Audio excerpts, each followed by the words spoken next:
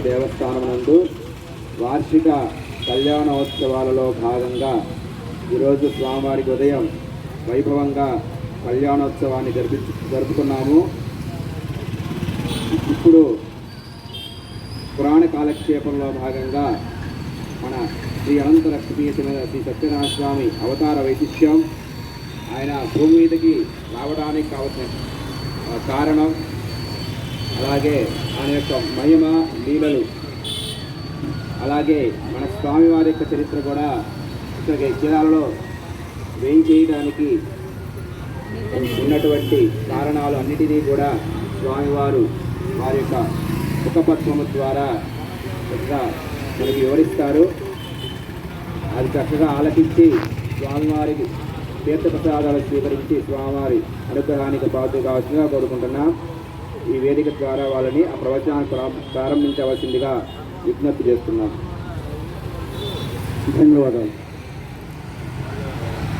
కృష్ణార్పణమస్తు. అసలు అక్షరాలతో పేర్లు పెట్టమని ఎక్కడ శాస్త్రం చెప్పలేదు. అది పిచ్చి భ్రమ. అవి మంత్రాక్షరాలు, బీజాక్షరాలు. ఆ బీజాక్షరాలు శిశువు యొక్క చెవులో చెప్పాలి. పేరు నీ ఇష్టం వచ్చింది పెట్టుకో, శాంతాడు పేరు పెట్టకూడదు. కొంతమందికి శాంతాడు పేర్లు పెట్టే అలవాటు ఉంది, అలా పెట్టకూడదు. పేరు ఎప్పుడు కూడా క్లుప్తంగా మనం పిలిచేది అయ్యేదే ఉండాలి. వాడు ఎవడో ఒకడు తో అనే అక్షరంతో రావాలి అన్నట్ట టోపీ రాణి అని పెట్టాడు పేరు. అందరికీ టోపీలు పెట్టేదిగా తయారైందండి. ఎట్లా చెప్పండి. ఆ పేరుతోనైనా పిలిస్తే ఇప్పుడు వాడెవడికో వాడికి వెంకట్ అని పేరు పెట్టారు, వాడిని వెంకీ అని పిలుస్తున్నారు. అది తప్పు అంటున్నా. అలా అనడం వల్ల నువ్వు పెట్టినటువంటి పేరుకు ఫలితం దక్కదు. గుర్తుపెట్టుకోండి, నిక్ నేమ్స్ పెట్టకూడదు, పూర్తి పేరుతో పిలవాలి. ఇది జ్ఞాపకం పెట్టుకోండి అమ్మా దయచేసి. నీకు ఇష్టమైనటువంటి పేరుతో పిలిచావా, ఆ పేరు పెట్టిన ఫలితం అక్షరాభ్యాస సమయంలో బిజంలో రాయించినటువంటి పేరు దానికి సార్థకత ఉండదు, వాళ్ళకి సత్ఫలితాలు రావు. అందుకని అలా చేయకూడదు. నువ్వు ఏ పేరుతో పెట్టావో ఆ పేరుతోనే పిలువు. భగవంతుడి పేరు ఎందుకు పెట్టుకుంటారంటే, ఒకప్పుడు ఒకడున్నాడు అజామేయుడు అని శ్రీమద్ భాగవతంలో కథ. ఈ అజామేయుడు దిక్కుమాలిన పనులన్నీ చేశాడు, బ్రాహ్మణే అయ్యుండి కూడా. ఒక చండాల స్త్రీని పెళ్లి చేసుకున్నాడు, ఆమెతోనే సంతానానికి అన్నాడు, ఒక 10 మంది సంతానం. చివరి వాడికి నారాయణ పేరు పెట్టి, వాడు చేసిన మంచి పని అది. చివరి వాడికి నారాయణ అని పేరు పెట్టాడు. చివరి వాడంటే చాలా ఇష్టం అన్నమాట వాడికి. వాడు అవసాన కాలం వచ్చింది, యమదూతలు కనపడ్డారు. వాడికి భయం పుట్టింది. కొడుకును పిలిచాడు నారాయణ అని. నారాయణాయని నోరార పిలచిన. అప్పుడు ఏమైంది? విష్ణుదూతలు వచ్చేశారు, యమదూతలను అవతల గెంటి పారేశారు. అదేమిటయ్యా, వీడు పరమ పాపాత్ముడు, అందుకని వీళ్ళు మేము పట్టకపోవటానికి వస్తే మీరేమి మమ్మల్ని దోసేస్తున్నారు అన్నారు. భగవద్గీతలో ఒక మాట చెప్పాడు పరమాత్మ, అనన్యా చింతయంతో మాం ఏ జనా పర్యుపాసతే దేశాభియుక్తానాం యోగక్షేమం మహామ్యగం. ఇదొక మాట. ఇంకో మాట ఏం చెప్పాడు? అంత్యకాలే మామేవ స్మరన్ ముక్వా కళేబరం అన్నాడు కదా. అంత్యకాలే చకారం వేశాడు అక్కడ వ్యాసుల వారు. చకారం అంటే ఏంటి ఇక్కడ? కూడా అని. కేవలం అంత్యకాలంలో మాత్రమే కాదు, అంత్యకాలంలో కూడా ఎవడైతే నా నామాన్ని జపిస్తాడో వాణ్ణి నేను రక్షిస్తాను అన్నాడు స్వామి. చాలామంది పిల్లలు ఇవాళ భగవద్గీత ఇవన్నీ నేర్చుకుంటున్నారు, చాలామంది ప్రోత్సహిస్తున్నారు. కొంతమంది మాత్రం ఇంగ్లీష్ చదువుల వ్యామోహంలో పడిపోయి ఇప్పుడే ఎందుకురా ఇవన్నీ అని పిల్లల్ని ఖండిస్తున్నారు. బాల్యంలో నేర్చుకున్నది మెదడు యొక్క అడుగు పొరల్లో నిక్షిప్తమై పెద్దవాడు అయిన తర్వాత కూడా అది జ్ఞాపకం ఉంటుంది. దానివల్ల ఏమిటి ప్రయోజనం అప్పుడు అర్థం తెలియకపోయినా పెద్ద అయిన తర్వాత దీని అర్థమేంటో తెలుసుకునే ప్రయత్నం చేస్తాం. అందుకనే మన వాళ్ళు ఏం చెప్పారు, ఇంట్లో రామాయణం, భారతం, భాగవతం, భగవద్గీత ఇవన్నీ ఉంచుకోరా అన్నారు. ఉంచుకోమని రోజు పూజ పెట్టి పూజ చేయమని కాదు, అది కాదు దాని ప్రయోజనం. ఆ పుస్తకం ఉన్నది అంటే ఏదో ఒక రోజు నువ్వు తీస్తావు, ఇందులో ఏముందో చదువుదామని అనుకుంటావు, అది ప్రయోజనం. జ్ఞాపకం పెట్టుకోవాలి. కేవలం అలమరలో లేకపోతే షెల్ఫుల్లో అందరికీ చూడటానికి ఎగ్జిబిషన్ పెట్టడానికి కాదు పుస్తకాలు, అది కాదు ప్రయోజనం. ఆ పుస్తకంలో ఉన్న విషయాన్ని మన మస్తకంలోకి బోధించి దాన్ని మనం అనుష్ఠాన పర్యంతంలోకి తెచ్చుకోవాలి. అప్పుడు దానివల్ల ప్రయోజనం ఉంటుంది, లేకపోతే నిష్ప్రయోజనం. అందుకని భగవంతుడికి సంబంధించినటువంటి పేర్లు మనం పెట్టుకోవాలి. ఇక్కడ వీర వెంకట సత్యనారాయణ ప్రభువు కలియుగంలో మనందరినీ రక్షించే దైవం.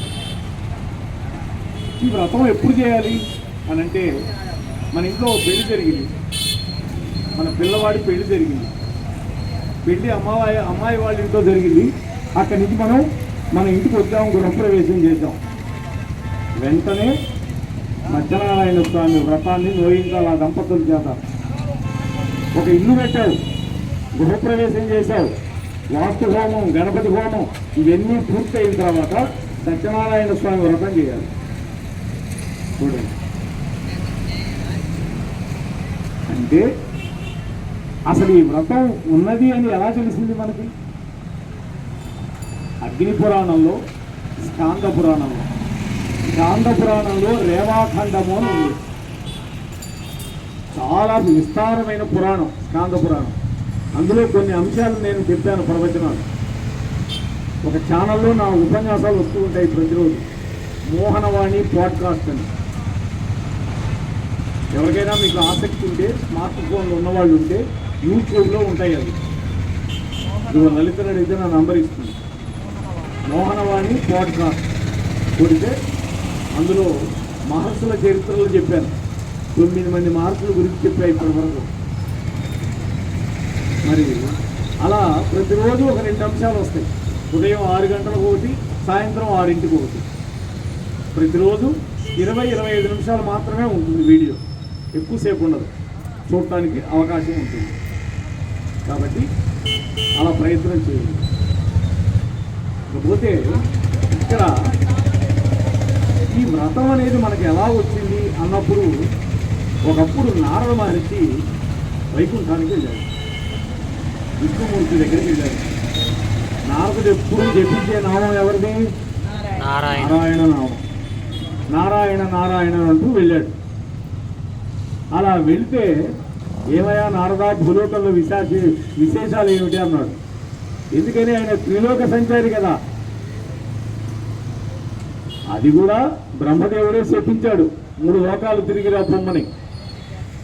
3 లోకాలు తిరుగుతూ ఉంటాడు. భూలోకానికి వచ్చాడు, చూశాడు, వెళ్ళాడు.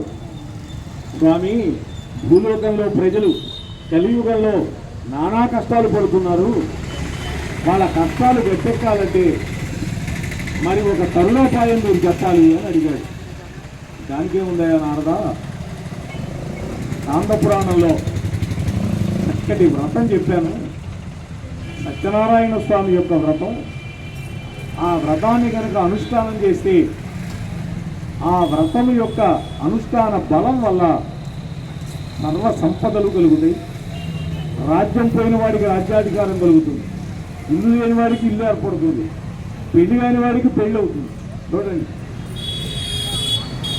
భార్య అలిగిపోయిందనుకోండి, ఈ వ్రతం నోచుకుంటే మగవాడైనా భార్య తిరిగి వస్తుంది, పారిపోయినా కూడా తిరిగి వస్తుంది. అంటే స్వామి లాక్కొచ్చి పడేస్తాడు, నువ్వు ఉండాల్సింది ఇక్కడ కాదమ్మా, ఇదిగో నీ పక్కన నడుపుకోవాలి. అంటే అంత శక్తివంతమైనది ఈ వ్రతం. భూలోకంలో ఈ వ్రతాన్ని ఎవరు చేయాలి, ఎవరు చేయకూడదని ఏమైనా ఉందా? ఎప్పుడు చేయాలి అన్నప్పుడు ప్రధానంగా కార్తీక మాసం చెబుతారు.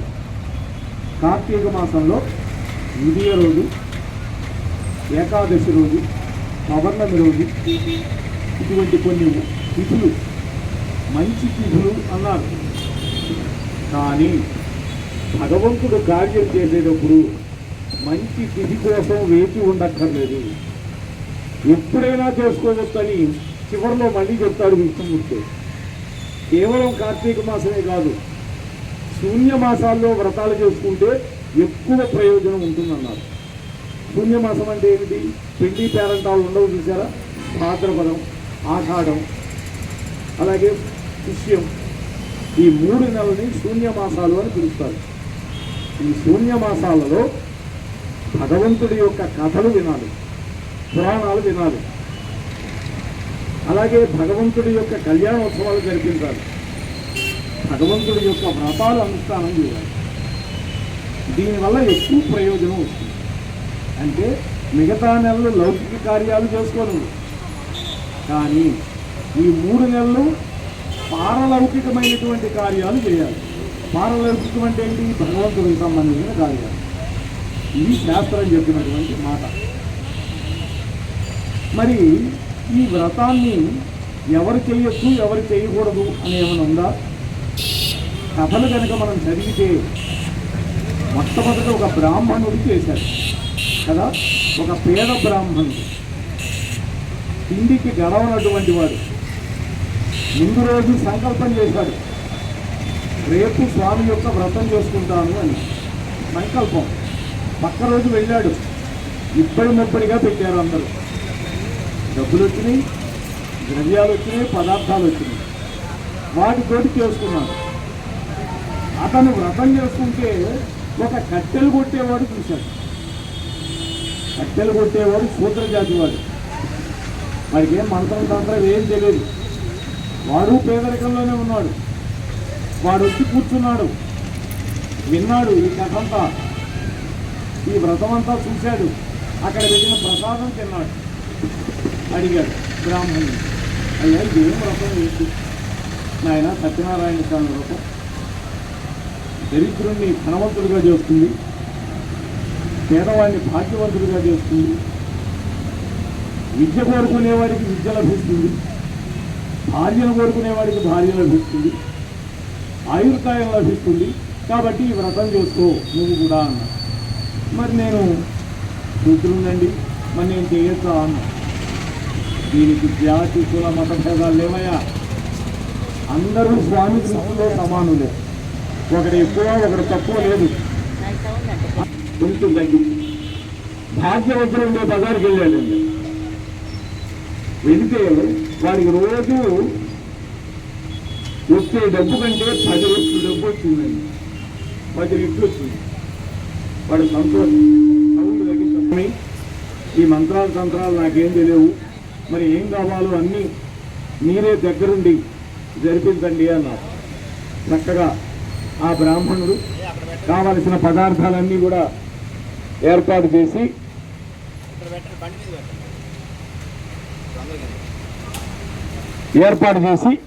చక్కగా వ్రతం చేయించాడు. వ్రతం అయిన తర్వాత భార్యాభర్తలు ఇద్దరు ప్రసాదం పుచ్చుకున్నారు. అనతి కాలంలోనే భాగ్యవంతుడైపోయాడు. అలాగే మరొక కథ ఏం చెప్తోంది, ఒక వైశ్యుడు, ఆయన భార్య, ఇద్దరు ఉన్నారు. ఆ భార్య ఏం చెప్పింది, ఏమండి మనకి ఇంతవరకు పిల్లలు లేవు, మరి సత్యనారాయణ స్వామి వ్రతం కనుక చేస్తే సంతానం కలుగుతారని అందరూ చూస్తున్నారు, మనం కూడా చేద్దామండి అన్నాడు. సరేనన్నాడు. మొక్కున్నారు భార్యాభర్త, ఆ వైశ్యుడు ఆయన భార్య కలిసి. మరి స్వామి యొక్క అనుగ్రహం వల్ల ఒక అమ్మాయి పుట్టింది. కళావతి అని పేరు పెట్టుకున్నారు. 16 ఏళ్ళు వచ్చినాయి. చక్కగా ఒకరికి తాంబూలం ఇచ్చి మా అమ్మాయికి తగిన వరువులు ఎత్తకరమ్మన్నారు. ఒక మంచి వయసు పుత్రుడు పట్టుకొచ్చారు. మంచి తెలివైన వాడు, అందగాడు, పెళ్లి చేశారు. ఏమండి అమ్మాయి పెళ్లి కూడా అయింది, మరి అల్లుళ్ళు కూడా మనం ఇల్లరికో పెట్టుకున్నాము, ఇప్పుడైనా నా మాట విని వ్రతం చేద్దామండి అన్నదండి. అతను అన్నాడు, ఏమో ఒక నలుసు పెరిగితే ఇప్పుడు చేద్దాములే అన్నాడు. అంటే మనవరాలో గుంపు. స్వామి గమనిస్తూనే ఉన్నాడు. స్వామి కష్టకట్టడు ఎవరి మీద, పరీక్ష పెడతాడంటే. ఈ మామూలు ఇద్దరు కలిసి మంచి సరి చేసుకొని పోవడమే ఒక రాజ్యానికి వెళ్ళారు. ఒక సత్రంలో పడుకున్నారు. స్వామి చూడండి ఒక పరీక్ష పెట్టారు. ఆ రోజు కొంతమంది దొంగలు రాజువారి కోశాగారాన్ని కొల్లగొట్టి పారిపోతూ ఉంటే భటులు వెంటబడ్డారు. వాళ్ళు భటుల నుంచి తప్పించుకోవడానికి ఈ సత్రంలో నిద్రపోతున్నటువంటి ఈ వైద్య మామ అల్లుల తలకాయ దగ్గర మూట మారేసి వెళ్ళిపోయారు, పారిపోయారు. ఇంకేముంది, భటులు వచ్చారు, వీళ్ళే దొంగలను తీసుకెళ్లారు. రాజుగారికి చెప్పారు, రాజా దొంగ దొరికారు, సొమ్ము కూడా దొరికింది అన్నారు. అయితే వెంటనే జైల్లో పెట్టన్నాడు. విచారణ కూడా లేదు. స్వామి యొక్క ఇది జైల్లో పడ్డారు, జైల్లో మర్చిపోతున్నారు. ఇక్కడేం జరిగింది, వీళ్ళింట్లో దొంగలు పడి అమ్మా కూతుళ్ళ దగ్గర అంతా సొమ్మంతా పోయింది. చూడండి, ఇక అడుక్కునే పరిస్థితి వచ్చింది. ఇక్కడ వాళ్ళేమన్నా కారాగారంలో పడ్డారు, వీళ్ళేమన్నా అడుక్కుంటున్నారు. ఒకరోజు ఈ అమ్మాయి ఒక ఇంట్లో వ్రతం జరుగుతుంటే అక్కడ కూర్చుండి పోయి సత్యనారాయణ స్వామి వ్రతం అక్కడ పూర్తి కిందాక ఉండి ప్రసాదం పెడితే తాను ఒకటి అమ్మ కూడా పెట్టింది. స్వామి యొక్క ప్రసాదాన్ని తీసుకోవడం వల్ల అక్కడ సత్యనారాయణ స్వామి రాజుగారికి కళ్ళ కనపడ్డాడు. ఇంకా కళ్ళ కనపడ్డాడు కదా, ఇక్కడ కూడా రోషమ్మ గారికి అలాగే జమీందారు గారికి బ్రాహ్మడికి స్వామివారి కళ్ళ కనపడతాడు. ఎవరికి కనపడ్డావు, కళ్ళ కనపడి శివమయ్య రాజా వాడేదో దొంగలని మన దగ్గర దొంగ పుట్టిందని విచారణ కూడా చేయకుండా ఖైదీ చేశావు. వాళ్ళు దొంగలు కదయ్యా, వాళ్ళిద్దరూ వర్తకులు, వాళ్ళ భార్య వాళ్ళ కూతురు నా వ్రతం చేసి నా ప్రసాదం కూడా తిన్నారయ్యా.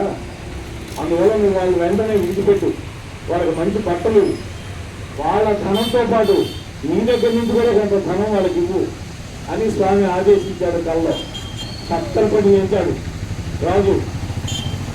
తెల్లవారింది, భటులను పిలిచి వెంటనే ఆ ఇద్దరిని చక్కగా స్నానాలు చేయించి మంచి పట్టు వస్త్రాలు కట్టించి రాజ్యసభకు తీసుకురమ్మన్నారు. వాళ్ళకి మంచి గుర్తు వేసుకుంటూ ఉంటుంది. నాయన పొరపాటు పడ్డాను, క్షమించండి, నేను దొంగలు కాదు, నాకు స్వామి కనపడ్డాడు రాత్రి కాలంలో అనేసరికి వాళ్ళిద్దరికీ అనిపించింది, అరే స్వామి యొక్క వ్రతం 2 సార్లు గుర్తు చేసిన నా భార్య నేను చెయ్యలేదు కదా, అందుకని కదా నాకు ఇంత కష్టం వచ్చింది, ఎందుకు చేస్తాం అనేటువంటి మాట అనుకున్నాడు.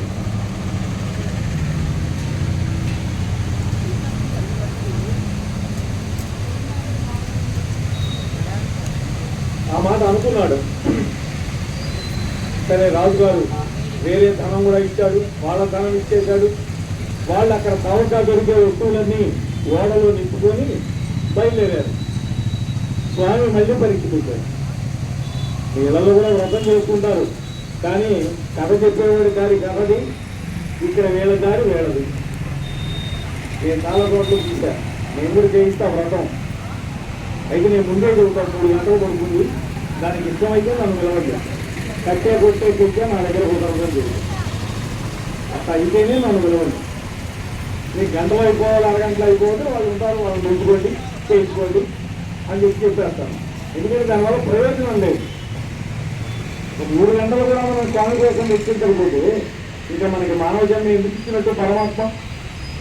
అందువల్ల వాళ్ళిద్దరూ అలా ఒడ్డులో ఉన్నారు. పడవని ఆ ఓడని లంగరేశారు. వృద్ధుడి రూపంలో స్వామి వచ్చాడు పరీక్ష పెట్టడానికి. ఏమయ్యా వైశ్యోత్తమా, పడవలో ఏమున్నాయి ఏంటి అని అడిగారు. ఏముంటే నీకెందుకు, ఆకులు అలములు ఉన్నాయి పో. చూడండి, స్వామి అలవా అక్కడే నిలబడ్డాడు. అంతవరకు బరువుగా ఉన్న పడవ కాస్త ఒక్కసారి తేలికైపోయింది. వాళ్ళు లోపలికి ఇస్తే నిజంగా ఆకులు అలమలే ఉన్నాయి. వజ్రాలు, వైఢూర్యాలు అనేక విలువైన వస్తువులు లేవు. వాళ్ళిద్దరూ వెలవ వచ్చి అక్కడే ఉన్నారు. స్వామి వెలవ పాదాల మీద పడి, స్వామి అహంకారంతో ఎగతాళిగా మాట్లాడాము, మమ్మల్ని క్షమించండి అని వేడుకుంటే మళ్ళీ అది వచ్చింది. అవన్నీ తీసుకొని పడవలో బయలుదేరారు. ఈ పడవలో వస్తూ ఒడ్డున లంగరేసి ఒక సేవకుడు పంపించారు. ఇట్లా మేమిద్దరం వచ్చాము రమ్మని, భార్యని అలాగే కూతురుని. వాళ్ళు వ్రతం చేసుకుంటున్నారు. వ్రతం పూర్తయింది కానీ ప్రసాదం తీసుకోవాలా. ఎప్పుడెప్పుడు భర్తను చూద్దామా, ఎప్పుడెప్పుడు అల్లుడిని చూద్దామా, ఈ యొక్క కోరికతోటి వాళ్ళిద్దరూ పరిగెత్తుకుంటూ వచ్చారు. ఒడ్డుకి వచ్చారు, ప్రసాదం తీసుకోకుండా వచ్చారు. చూడండి వాళ్ళు చేసిన నేరం అది. తొందర, ఆతృత. వాళ్ళు వచ్చేసరికి మామగారు ఒడ్డున ఉన్నాడు, అల్లుడు గారి పడవలో ఉన్నాడు. పడవ కాస్త మునిగిపోయింది. ఇంకా లఘువుని మమ్మల్ని ఏడుస్తుంది ఆ అమ్మాయి. అలా వచ్చి అప్పుడు గుర్తొచ్చింది, నేను పొరపాటు చేశాను, నేను ప్రసాదం తీసుకోకుండా తొందరలో వచ్చేశాను అని వాళ్ళు లెంపలేసుకోగానే పడవ పైకి వచ్చింది. అల్లుడు మళ్ళీ ఇంటికి వచ్చాడు. వాళ్ళు ఇంటికి పోయిన తర్వాత వ్రతం చేద్దామని భార్య అన్నా కూడా ఇలా ఈసారి ఆయన వైద్యుడు ఇప్పుడే సంబారాలను ఒప్పించి స్వామివారి యొక్క వ్రతం చేసి అందరం ప్రసాదం తీసుకొని అప్పుడు వెళ్ళాలి అనుకున్నారు. అలా చేసి ఆ వైద్యుడు చక్కగా వంశాభివృద్ధి చెంది హాయిగా ఉన్నారు. మరొక కథ చెప్పారు. ఒక రాజుగారు ఒక చోట కొంతమంది గొల్లలు ఒక చెట్టు కింద వ్రతం చేసుకుంటూ ఉన్నారు. రాజుగారు వాళ్ళంత దూరంలో కూర్చొని ఉన్నాడు. వ్రతం అయింది. వాళ్ళే వచ్చి రాజుగారికి ప్రసాదం ఇవ్వబోయారు. ఏమిటి, మీరు గొల్లవాళ్ళు ఇస్తే నేను ప్రసాదం ఇచ్చేవాళ్ళ ఓటు అవసరం అన్నాడు అహంకారంతో. ఆ అహంకారం వల్ల వాడికి ఉండే 100 మంది కొడుకులు చచ్చిపోయారు. రాజుకి రాజ్యం కాస్త పరుగు పాలైపోయింది. వచ్చేసరికి పరిస్థితి ఇంటికి వెంటనే తన తప్పు తెలుసుకున్నాడు. గబగబా వచ్చాడు గొల్లల దగ్గరికి. అయ్యా, నేను పొరపాటు చేశాను. స్వామి యొక్క వ్రతాన్ని చేసుకోకుండా మీరు చేసుకుంటున్నా కూడా మిమ్మల్ని చిన్న చూపు చూసి మీరు ఇచ్చిన ప్రసాదాన్ని నేను పుచ్చుకోలేదు. ఇప్పుడు తండ్రి ఆ ప్రసాదాన్ని నేను పుచ్చుకుంటాను అన్నాడు. ఆ ప్రసాదాన్ని పుచ్చుకోవడం వెంటనే 100 మంది కొడుకులు బతికేస్తాడు. రాజ్యం మళ్ళీ వచ్చేసింది. అంటే స్వామి యొక్క దివ్యమైనటువంటి అనుగ్రహం. పరీక్షలు పెడతారు స్వామి, అంతేగాని స్వామిని కష్టపట్టడం మన మీద ఏం ప్రేమ ఉండదు ఆయనకి ఎప్పుడు కూడా. మనమంతా బిడ్డలం. మనం కూడా మన బిడ్డలు ఏదైనా తప్పు చేస్తే ఏం చేస్తాం, మందలిస్తాం. ఆ మందలింపు కూడా వాడు వినకపోతే ఏం చేస్తాం, నీకు పైలేటట్టు దెబ్బ. అయితే తల్లి తండ్రి పిల్లలు కొట్టినంత మాత్రాన వాళ్ళ మీద ద్వేషాలను పెట్టుకుంటారా? లేదు. అంటే భగవంతుడు కూడా మనం బిడ్డలు. అటువంటి బిడ్డలు సక్రమమైన మార్గంలో నడవాలి అనేటువంటి ఆలోచన పరమాత్మ వ్యక్తులు తప్ప వేరే విధంగా ఉండదు. ఇది మనం గుర్తుపెట్టుకోవాలి. ఈ 5 కథలు మనం చెప్పుకుంటాం. ఈ 5 కథలు కూడా 5 సందేశాలు ఇస్తున్నది. కేవలం కథలుగా తీసుకోకూడదు. మొదటి కథలో బ్రాహ్మణుడు చేశాడు. రెండో కథలో శూద్రుడైనటువంటి కట్టెలు పెట్టేవాడు చేశాడు. మూడో కథలో వైశ్యుడు ఎలా ప్రవర్తించింది, ఎలా వాయిదా వేసింది చూశాడు. చివరి కథలో ఒక రాజు అహంకారంతో గొల్లలు చేస్తే వ్రతం నేను ప్రసాదం పుచ్చుకోవాలి అనుకున్నాను. అంటే ఇక్కడ కులం కానీ, వర్ణం కానీ, జాతి కానీ, పేద పెద్దవాడు అనేటువంటి తారతమ్యం ఈ వ్రతానుష్ఠానంలో నేను. ఇది బాగా గుర్తుపెట్టుకోవాలన్నా అందరూ. ఎవరైనా ఈ వ్రతం చేసుకోవచ్చు, ఏ మాసంలో అయినా చేసుకోవచ్చు, ఏ రోజైనా చేసుకోవచ్చు. అన్నీ మంచి రోజులేనమ్మా. మన మనస్సు బాగుండాలి, మనం బాగుండాలి, మన చుట్టూ ఉండే వాళ్ళంతా బాగుండాలి. ఈ ఆలోచనతోటి తప్పకుండా సంవత్సరానికి ఒక్కసారైనా జరిగే సత్యనారాయణ స్వామి యొక్క వ్రతం చూసుకోండి. ఫలితం వస్తుంది. రేపు మీరంతా సామూహికంగా చేసుకోబోతున్నారు.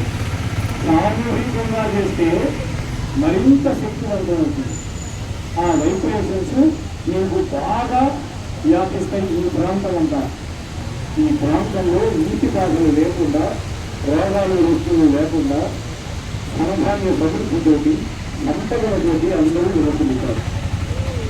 ఇంకొక మాట చెప్పాలమ్మా, ఒక దేవాలయం సక్రమంగా నడపాలి అంటే ఒక కమిటీ ఉండాలి మొదటిది. రెండోది భక్తులు ఉండాలి.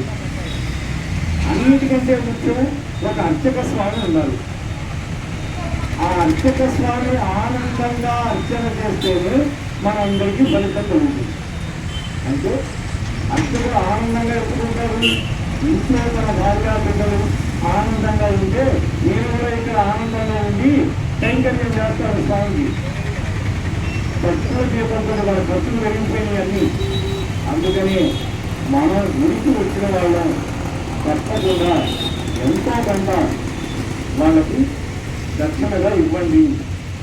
ఇంకొకటి, మన ఇంట్లో ఏదైనా ఒక పుణ్యకార్యం పెట్టుకున్నాం, ఒక పెళ్ళో ఒక ఉపనయనమో ఇంకోటో ఆ గృహలేఖం పెట్టి స్వామివారి యొక్క పాదాల దగ్గర పెట్టి అర్చన చేయించుకొని ఆ స్వామిగా దక్షిణ ఇవ్వండి. వాళ్ళ పెళ్లి అంటే ఎన్నో చుట్టువాళ్ళ ఖర్చులు పెట్టేస్తున్నాం. బ్రాహ్మణ దగ్గరకు వచ్చేసరికి లోపిస్తున్నాం. జానాదత్తంలో పురుగుట పనికిరాని ఎందుకు చేయాలి? అలా చేయకండి. ఎందుకంటే ఒక అర్చకుడు మన ఇంటికి వచ్చినటువంటి ఒక పురోహితుడు ఆనందంగా మన ఇంటి నుంచి వెళ్ళిపోతేనే మనకి శుభం జరుగుతుంది. గుర్తుపెట్టుకోండి అమ్మాయి, భగవంతుడు మనకు ఎంతో పంపించాడు. ఇచ్చిన దాన్ని సద్వినియోగం చేద్దాం. మొదటి పాయింట్. ఇంకా రెండో పాయింట్, దేవాలయం ఎవరైతే శుభ్రంగా చిన్ని తుడిచి ముగ్గులు వేస్తారో వాళ్ళకి అనంతమైనటువంటి పుణ్యం పరమాత్మ ఇస్తారు. మేము గుణస్థల కాలనీలో ఉంటాం. అక్కడ రామాలయం ఉంది మా బజార్లో. అక్కడ నేను అప్పుడప్పుడు ఉపన్యాసాలు చూస్తాను. అక్కడ చెప్పాను, రోజుకి 2-3 డ్యూటీలు వేసుకుంటారు వాళ్ళు ఆడవాళ్ళు. చూపులు చేసుకొని గుడి చాలా పెద్ద ఆవరణ, ఇదంటే చాలా చిన్నది, ఒక 5 నిమిషాల్లో తినేసేయచ్చు. కానీ అక్కడ చాలా పెద్ద ఆవరణ, ఒక 3 బడి తింటే కానీ అవరు అరగంట సేపు వచ్చు. అలా వాళ్ళు వంతులు వేసుకొని చక్కగా దాన్ని కాయిక కైంకర్యము అంటారు. అంటే శరీరంతో చేసే కైంకర్యం. దీనికి ఏమైనా ఖర్చు ఉందండి? దీనివల్ల ఒక ప్రయోజనం ఉంది. మన శరీరం కూడా మన చెప్పిన మాట ఉంటుంది, ఎక్సర్సైజ్ కదా, అవునా? పుణ్యం. రెండోది శరీరానికి మంచి. ఆలోచించండి, రూపాయి ఖర్చు లేదు. ఇంకొకటి, మన ఇంట్లో పూల చెట్లు ఉన్నాయి, చక్కగా పూస్తున్నాయి. ప్రతిరోజు నువ్వే పెట్టుకోవడం కాదు, ఈ దేవుడికే కాదు, మన ఇళ్ల దగ్గర ఉన్న దేవుడికి కూడా మన ఇంట్లో పుష్పాలతోటి ఒక మాల తయారు చేసి చెట్లు ఉంది. తులసి 4 చెట్లు ఉన్నాయి, పెంచి పోషించారు. చక్కగా తులసి దళాలు వేయండి, దాని రోజు పూలు దానికి అటాచ్ చేయండి, ఒక మాలగా చేసి స్వామికి అర్పించాను. అవునా? ఇది వస్తువులపైన వచ్చేది. అలాగే ఒక నూనె సీసాలు ఇవ్వగలిగిన శక్తి ఉంది నాకు. ఒక నూనె సీసాలు ఇవ్వండి, 2 ఉప్పుల ప్యాకెట్ ఇచ్చే శక్తి నాకు ఉన్నది, ఇవ్వండి తెచ్చి. అంటే భగవంతుడి యొక్క కైంకర్యం కోసం ఆ భగవంతుడు మనకిచ్చినటువంటి సంపదని కొంతైనా సరే ఖర్చు పెట్టే ప్రయత్నం చేస్తే మన ద్రవ్యానికి శుద్ధి ఏర్పడుతుంది. ద్రవ్యం అంటే డబ్బుకు శుద్ధి ఏర్పడుతుంది ఎప్పుడంటే భగవత్ కార్యానికి మంచి పనులకి ఉపయోగించినప్పుడు మాత్రమే ద్రవ్యానికి శుద్ధి. ఒక పేదవాడి ఇంట్లో పెళ్లి తలా రూపాయి ఇచ్చారనుకోండి, దాంతో ఆ మంగళసూత్రాలు అది ఇవి తయారు చేసుకుంటారు. వాళ్ళు 10 కాలాల పాటు చెప్పుకుంటారు. కడుపు నిండిన వాడికి పెడితే ప్రయోజనం లేదు, అన్నీ వంకలు పెట్టి పారేసేస్తారు. ఆకలైన వాడికి పచ్చడి పెట్టుకుని పెట్టు, పంచపక్ష పరమాన్నాలు పెట్టినటువంటి ఆనందం వాడికి కలుగుతుంది. ఇది కావాలి. అవసరంలో ఉన్నవాడికి మాత్రమే దానం చేయాలి. జ్ఞాపకం పెట్టుకోండి, అవసరం తీరిన వాడికి ఉండకూడదు. ఎంతసేపటికి బంధువుల్ని ఉద్ధరిద్దామనుకోకూడదు. సమాజంలో ఉండే వాళ్ళంతా మనవాళ్ళే, ఇది కూడా జ్ఞాపకం పెట్టుకోండి. అలాగే దేవాలయానికి సంబంధించినటువంటి పనులకి అందరూ తలా కాస్త వేసుకోవాలి, గుర్తుపెట్టుకోండి. ఇప్పుడు అయోధ్యలో రామ మందిరం పెట్టాం, అంతకుముందు శిలాన్యాసనాలు చేశారు. అందరూ 2 రూపాయలు 5 రూపాయలు ఆ రాళ్ళ కోసం ఇచ్చాం కదా, ఏ సాతానో తెల్లానో అడిగితే డబ్బిచ్చేస్తాడుగా, రిలయన్స్ అని అడిగితే డబ్బిచ్చేస్తాడుగా. అప్పుడు రిలయన్స్ మందిరం అంటాం, బిర్లా మందిరం అంటాం, రామ మందిరం అనం. మన అందరి సొమ్ము దాంట్లో పడాలి అని విశ్వాసంలో కలిసి వాళ్ళు ఆలోచన చేసి గ్రామానికి తిరిగి నిధులు సేకరించి దివ్యమైన భవ్యమైన రామ మందిరాలు అయోధ్యలో కట్టారు. అంటే అందరి యొక్క కైంకర్యం ఉండాలి. ఇది జ్ఞాపకం పెట్టుకోండమ్మా.